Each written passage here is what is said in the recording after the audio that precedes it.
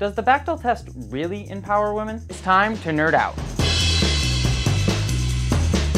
The Bechdel test is a popular indicator to see if women have a well-balanced and active presence in movies. So many studios and movie fans love to tout that a film passes the Bechdel test to say that it's empowering for women. But is the Bechdel test actually a good indicator that women are empowered? The Bechdel test is based on the comic strip Dykes to Watch Out For by lesbian artist Alison Bechdel. However, Bechdel gives credit for the test to her friend Liz Wallace as well as Virginia Woolf, don't we all? For a movie to pass the Bechdel test, it must 1. Have at least 2 women in it.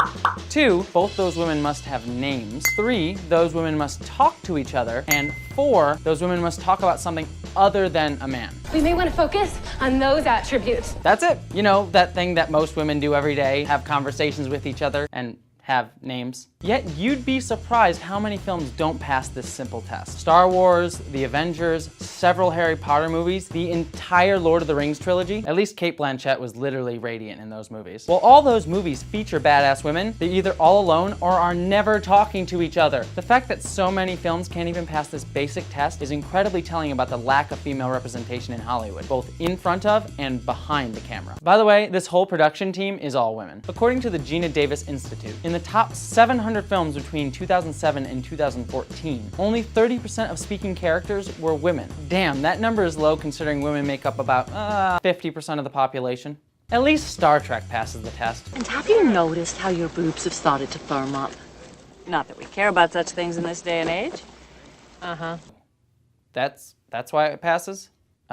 As you can clearly see, the Bechdel test is by no means a measure of quality. That's because the Bechdel test is meant to be a bare minimum indicator. Most films should at least pass this test. And films that do pass this test shouldn't automatically be considered feminist. They should just be considered representative of basic humanity. This test is the low bar, not the high bar. Bechdel herself said that the test is, quote, not conclusive or definitive. You can certainly have a feminist movie where there's only one woman, or no women. Not every film needs to pass the test to be considered feminist. Perhaps there are better tests we could use. The Makomori test, which is named after Pacific Rim's female lead, asks if a female character has a narrative arc that doesn't support a male character's story. The Sphinx test looks at the interaction of women between all characters, how prominently they feature in the action, and how proactive they are overall.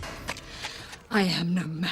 Another test asks if 50% of the crew is women. None of the top movies in 2016 passed that test. No, Hollywood, no. We don't do that. Lena has a test that asks that a woman of color be in a powerful position and be in a healthy relationship. Only 5 top movies passed that test in 2016. One of them was a Tyler Perry Madea movie. Show us your boobs. You want to see them? Behold, paradise. I need a drink. High art. Truly high art. At the end of the day, the very fact that we need the Bechdel test to talk about women in film is a problem. Women should be more represented in film. There, I said it, I want it, I need it, my body is ready. I don't say this because I dislike men.